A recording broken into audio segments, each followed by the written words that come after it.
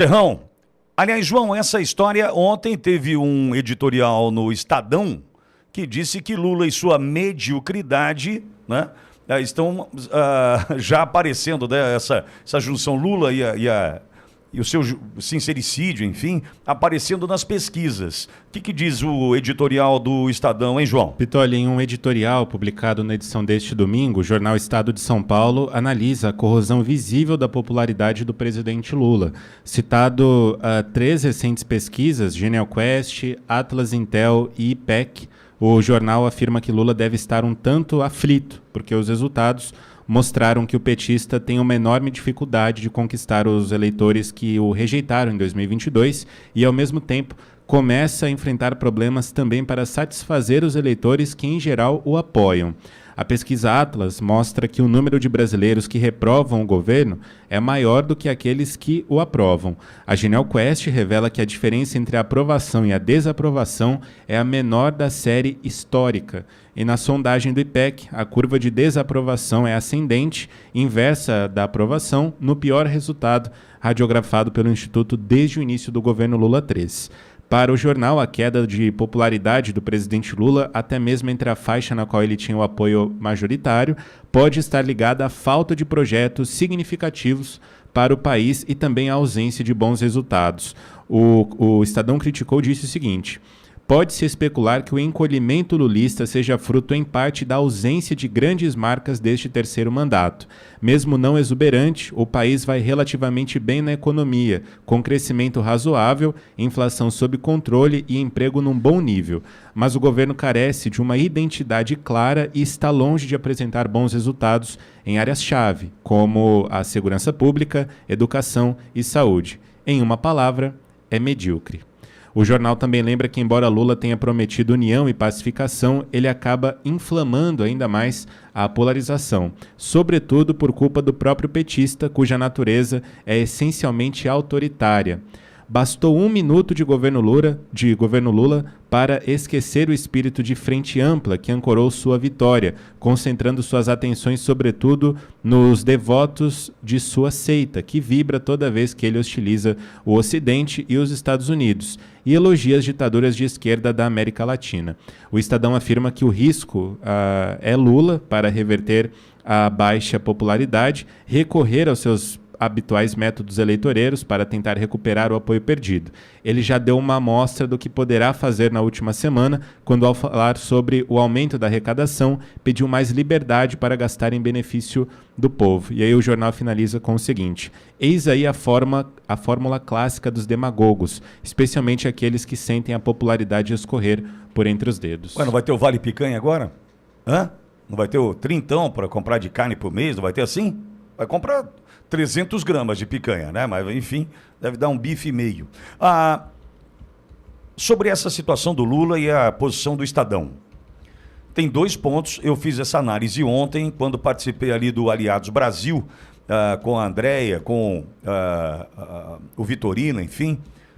Numa live que participei ontem à noite, eu disse: são 2 pontos que merecem a nossa análise. Primeiro, que nunca foi Lulinha Paz e Amor. O Lulinha Paz e Amor, eleito em 2002 com a ajuda de Duda Mendonça, sempre foi uma mentira. É uma mentira. Criaram um personagem. O que a gente vê agora é o Lula. Esse é o Lula. Quer ver como essa é a essência e essa é a verdade desse que está no poder hoje, e não aquela mentira do Lulinha Paz e Amor? Quando ele diz naquela entrevista que foi alertado por Jaime Lerner e por Roberto Marinho que não haviam 25 milhões de crianças, não, acho que era esse o número, passando fome e pedindo nas ruas do Brasil. Ele foi alertado por Jaime Lerner e Roberto Marinho diante de uma grande mentira que lhe contava mundo afora. Esse é o Lula e sua essência. Lula tem a mentira no seu DNA, infelizmente. Lula, então, sem o personagem criado por Duda Mendonça, é esse aí que a gente vê. Então, finalmente conhecemos a essência do Lula. O Lula que ataca, o Lula que é preconceituoso, o Lula que diz que sempre atacou a família e a pátria. Imagina se Lula, 22 anos atrás, em 2002, dissesse que sempre foi contra a família e sempre foi contra os valores da pátria, seria eleito? Óbvio que não. Naquele momento, o seu opositor era José Serra, do PSDB. Veja, quase 6 por meia dúzia, entendo eu. Mas naquele momento onde éramos manipulados pela Globo, quando a gente era absolutamente manipulado pela Globo, ia sobrar José Serra. Mas a Globo não queria José Serra naquele momento, nem Fernando Henrique. Eles queriam Lula. Então, Duda Mendonça criou uma embalagem bonita de se ver, do Lulinha Paz e Amor, sorriso no rosto, né, falando de um jeito mais ameno, né, mais leve, enfim, e mentiu. Entretanto, Duda Mendonça já se foi. E sobrou Lula e sua essência para nós. Então veja, o que nós temos hoje é o que ele sempre foi. Primeiro ponto. Segundo ponto, João, dentre os institutos de pesquisa que você trouxe, tem um chamado IPEC. Quem se lembra do IPEC, põe o dedo aqui. Quem já lembra do IPEC? IPEC era o Ibope. Quem sustentou o Ibope no Brasil durante a vida dele inteira? A Rede Globo de televisão, que só transformou o Ibope em IPEC em função dos sucessivos fracassos nas pesquisas eleitorais, nas sondagens eleitorais. Mas o IPEC está nessa. É um dos 3 institutos apontados pela reportagem do Estadão. O que me faz crer é que, neste momento, a própria Rede Globo está colocando Lula na parede. Por quê? Nós já temos, naquele tripé que sustenta um cara no poder, ele já tem problema em todos. Em todos. Já tem fragilidade em todos. Vamos lá? A economia, como está? Tá tudo bem aí para você?